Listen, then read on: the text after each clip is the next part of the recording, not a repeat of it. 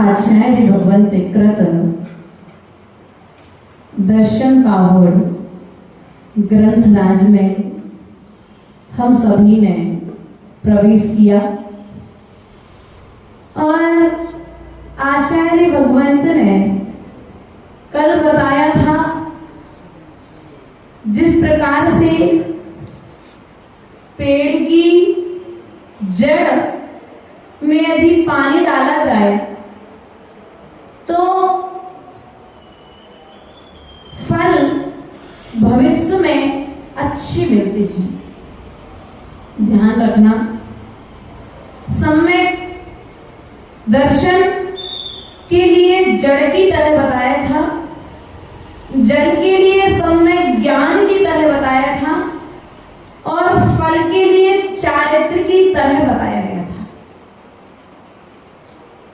प्रिय बंधुओं, वृक्ष में अर्थात बीज में पानी यदि बीज बोते समय यदि पानी डाल दिया जाए तो फिर 20 साल बाद उसी वृक्ष को पानी ना भी दो तो वह वृक्ष फल देता रहता है।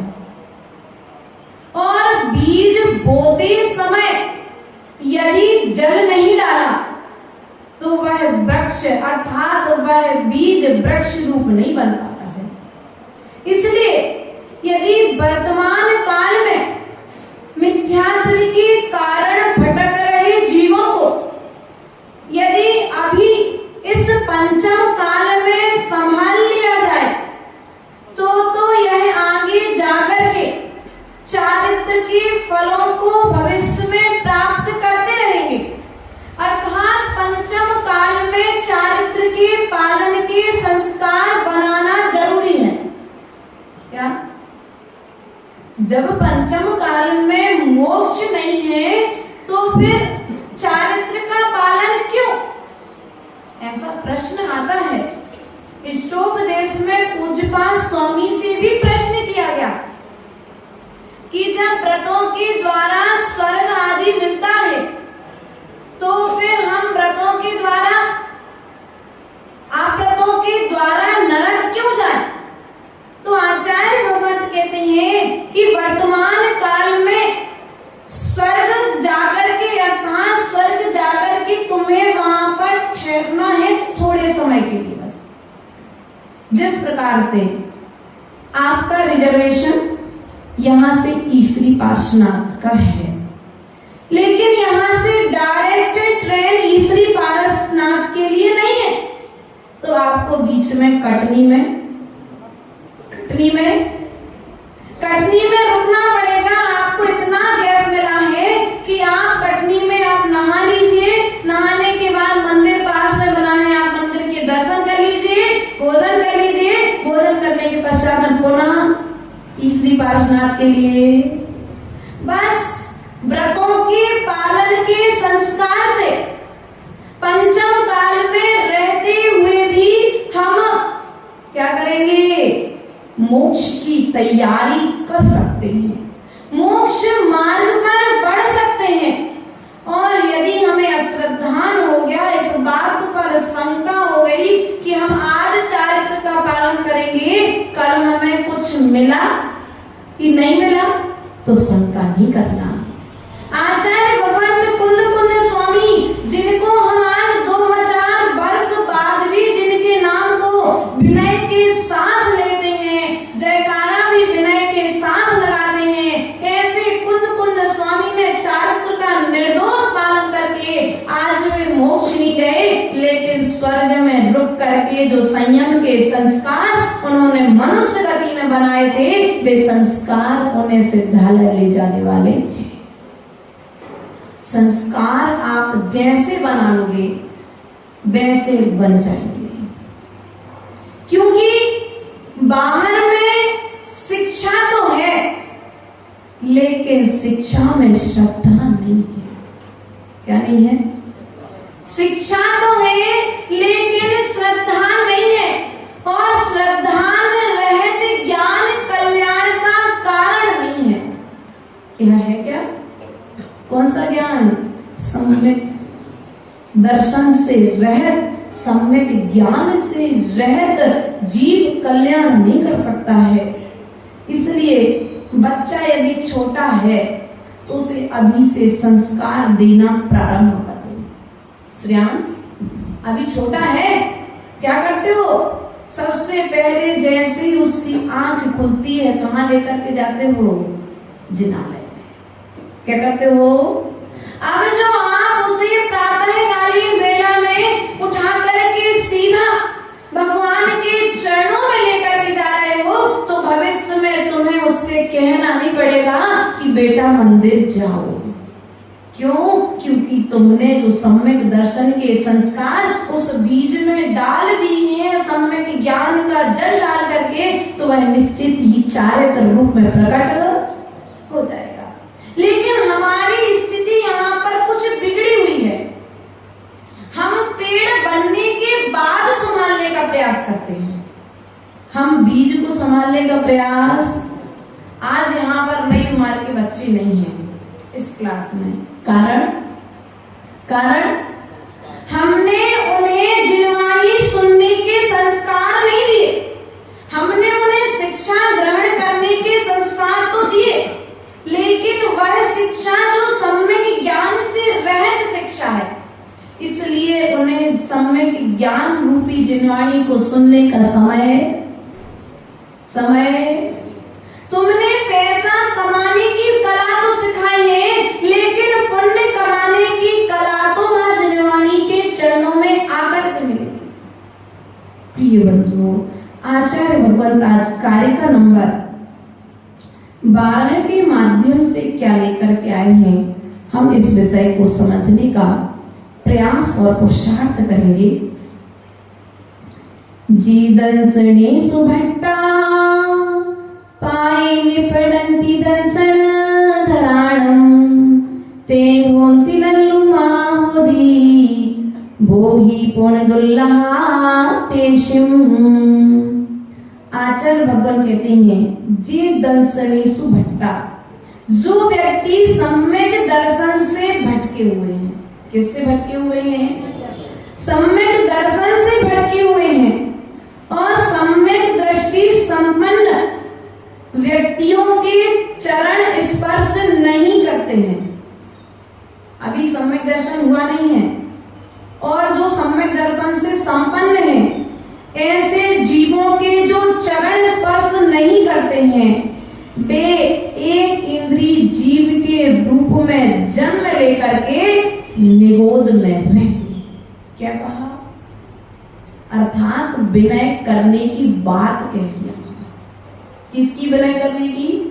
सम्यक दृष्टि की विनय ना करने वाला जीव एक इंद्रियादि निगोदिया जीव होता है। क्या होता है बेटा?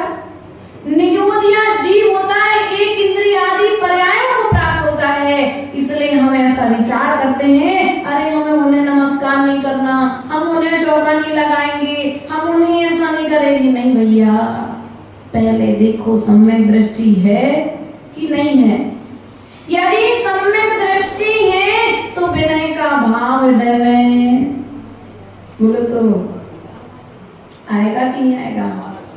आना चाहिए और निश्चित ही आएगा।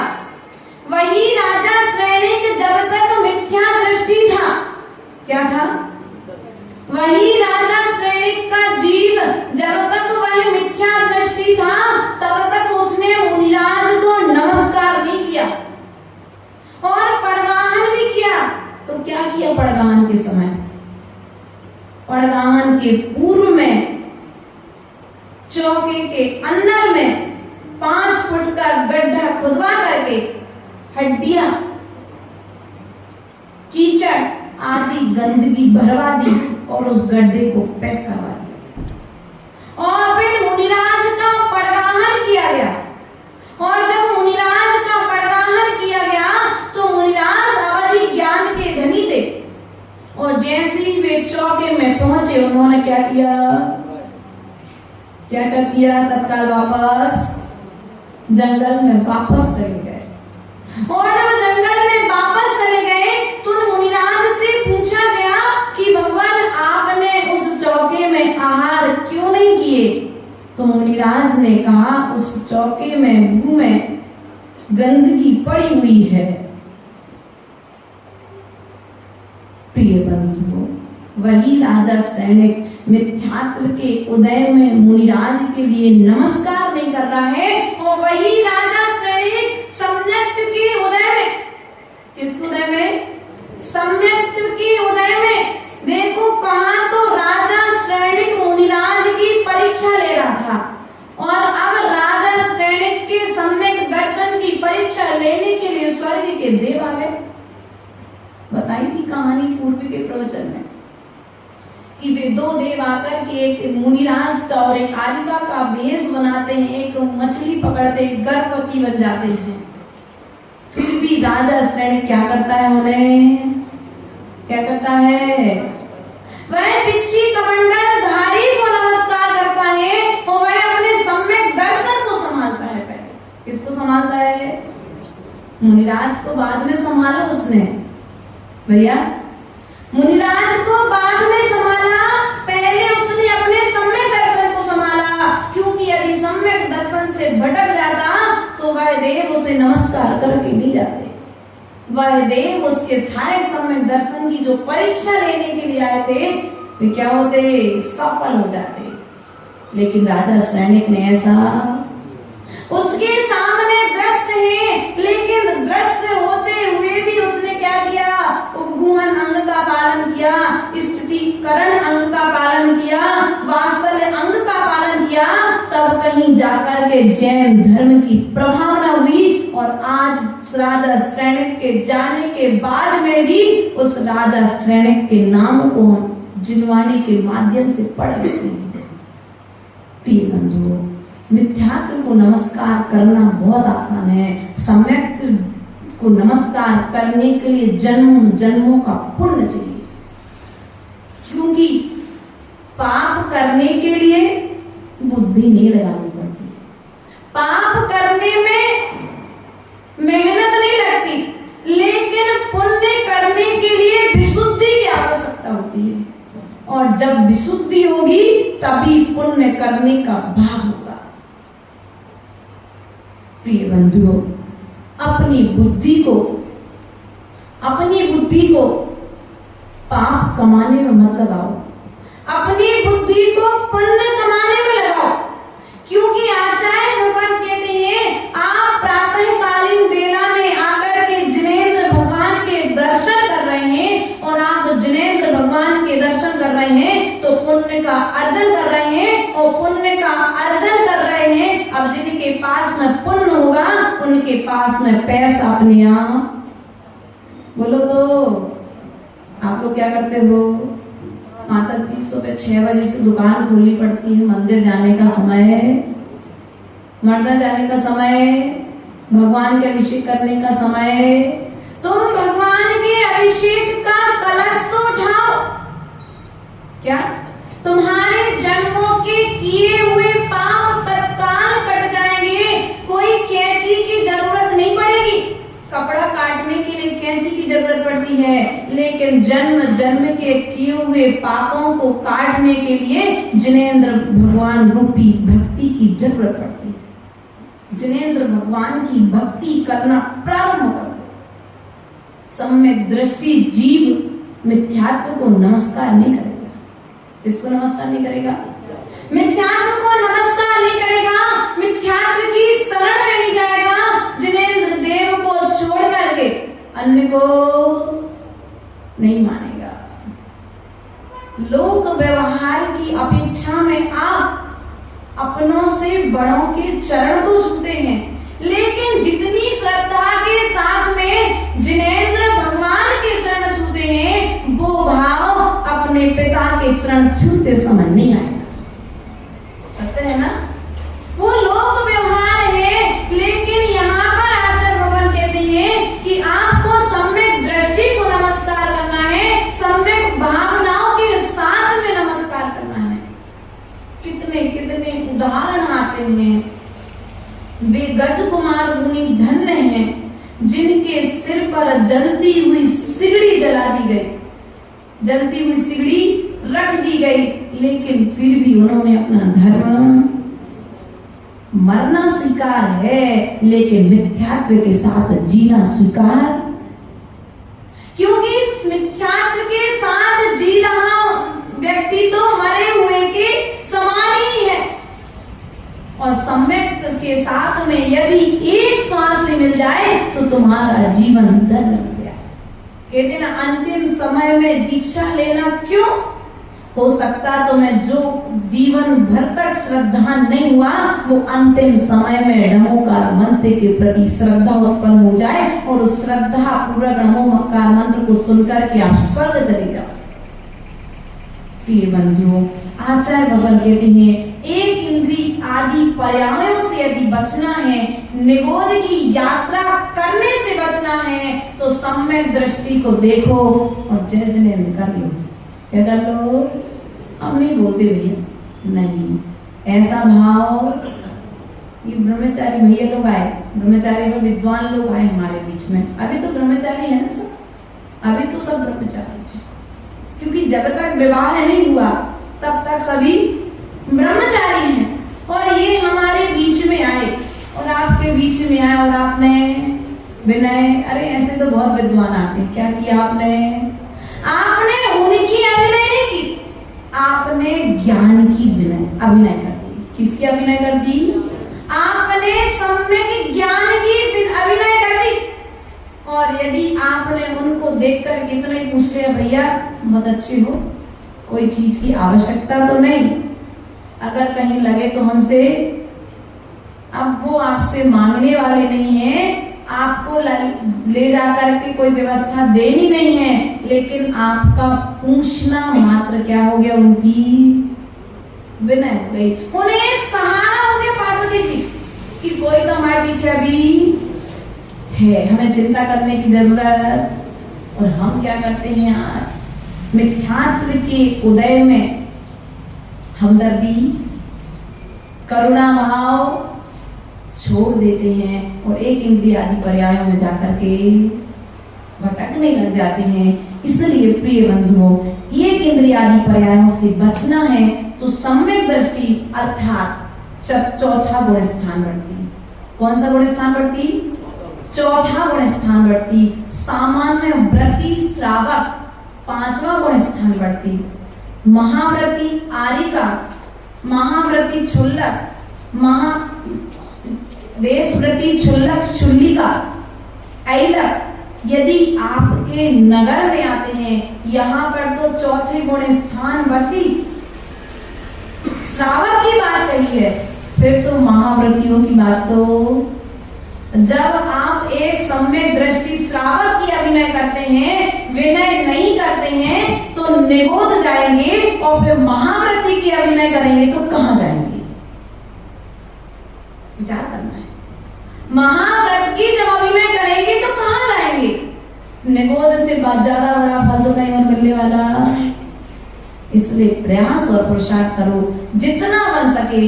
ये मनुष्य पर्याय तुम्हें विनय करने के लिए मिली है। मात्र एक भाव, कितने भाव? आपके ज्यादा भाव नहीं चाहिए हमें टोनू भैया। कितने भाव? मात्र ये एक भाव जो आपको मिला है। इस जीवन के जितने समय शेष बचा है, जितनी आयु शेष बची है, इस आयु को मात्र देव शास्त्र गुरु के चरणों में समर्पित कर दो। तुम एक भाव दे करके देखो, भगवान की भक्ति से तुम्हारे भाव सुधर जाए। तुम्हारे भाव की यात्रा क्या होगी? समाप्त हो जाएगी। प्रिय बंधुओं, आचार्य भगवंत कारिका नंबर 13 के माध्यम से क्या कहना चाहते हैं, हम इस कारिका को और देखने का प्रयास करेंगे। जीवी पढ़ंती देशिम जानंता लज्जागारव भवे भवेण तेसिम पीडति बोहि पावम अणुमोय मानाणम। अर्थात जो व्यक्ति सम्यक दर्शन से संपन्न है लेकिन सम्यक दर्शन से भटके हुए व्यक्तियों को जानते हुए, क्या कहा?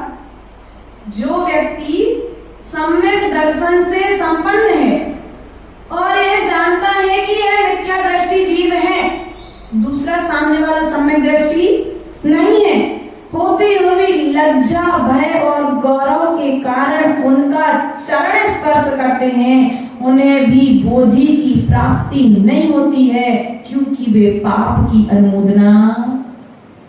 बोलो तो अब आपको मालूम है कि सामने वाला मिथ्यात्व में है और आप जाकर के लोक व्यवहार में भी यदि उसके चरण स्पर्श कर रहे हैं तो आपको भी बोधि की प्राप्ति होने वाली, अर्थात विशुद्धि की प्राप्ति होने वाली नहीं है। अब विशुद्धि जब नहीं बढ़ेगी, बोधि जब नहीं मिलेगी तो समाधि मरण भी, और समाधि मरण नहीं होगा तो फिर तुम्हारा भाव बिगड़ जाएगा।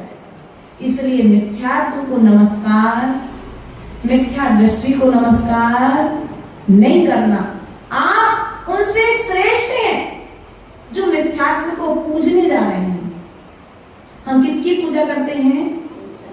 देव शास्त्र, देवों की पूजा।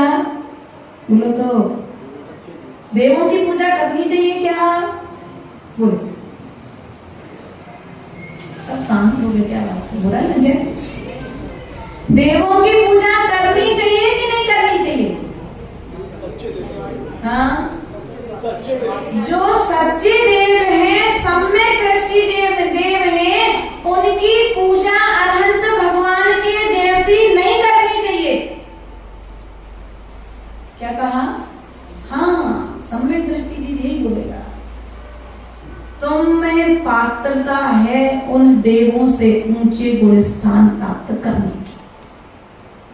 कल बताया था, देव चौथे गुण स्थान से आगे नहीं जा सकता, लेकिन आपके अंदर मुनि बनने की क्षमता है, आपके अंदर व्रत पालन की क्षमता है। यदि तुम व्रती बनते हो तो वे देव तुम्हारे चरण स्पर्श करते हैं। और हम क्या करते हैं? बोलो तो भैया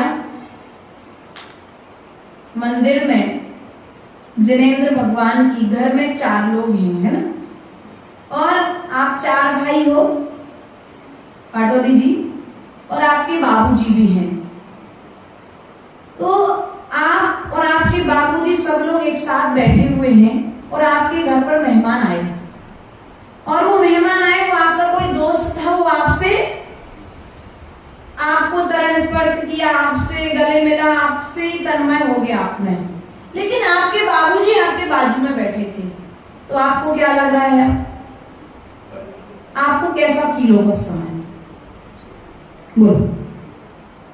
आपको उस समय थोड़ा सा बुरा लगेगा कि नहीं यार, मेरे बड़े यहां बैठे और ये मुझसे व्यवहार निभा रहा है, कम से कम एक बार बाबूजी के तो चरण, फिर बाद में हमसे बात करता।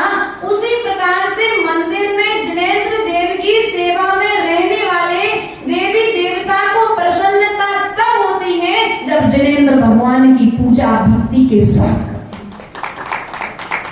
राजा की सेवा सेवक को प्रसन्न करती है, गुरु की सेवा शिष्यों को प्रसन्नता प्रदान करती है। इसलिए आप लोगों से जितना बन सके, क्या भटकना नहीं है। वे देव तुम्हारी पूजा करेंगे, तुम जिनेंद्र भगवान की पूजा करके तो देखो, वे देव तुम्हारी शरण में आ जाएंगे। लेकिन हमने क्या किया? हम देव की शरण में, अनंत देव की शरण को छोड़ करके बोलो तो भटक गए ना। बल्कि यहाँ पर विवक्षा ये नहीं है, राजा सैनिक के सम्यक की परीक्षा लेने आए हुए देव राजा सैनिक के लिए नमस्कार करके गए, उनके चरणों में अर्चना करके गए। लेकिन हमारी स्थिति कुछ काम देव नहीं बनाते, काम तो अनंत देव की भक्ति से बनता है। किसकी भक्ति से बनता है काम? अनंत देव की। लेकिन हमारी स्थिति क्या है? बोलो तो। संसार में भटकने का कारण देव को छोड़कर के अन्य की सम्यक दृष्टि है। तुम भी सम्यक दृष्टि हो, पद्मावती धर्मेंद्र भी सम्यक दृष्टि है। उनके लिए आप जय जिनेंद्र करो ना, कर सकते ना? श्रेष्ठ है, चतुर्थ गुण स्थान बढ़ती है, जिनेंद्र भगवान की शरण में वो भी है। वे कहते हैं जिस प्रकार से हम रह रहे हैं वैसे तुम भी जिनेंद्र भगवान की सेवा करो। क्या करो? लेकिन हम भगवान को छोड़ करके क्या करते हैं? बोलो तो थोड़ा सा बुरा लग जाए तो क्षमा कर देना, लेकिन तत्व की बात यही है, अपमान नहीं करना। क्या कहा? अपमान नहीं करना, लेकिन जो सम्मान अरहंत भगवान को देते हो वो सम्मान वो तुमसे नहीं चाहते। क्या? उन्हें दुख होता है जब तुम अरहंत भगवान की शरण छोड़ करके तुम देवों की शरण में आते हो।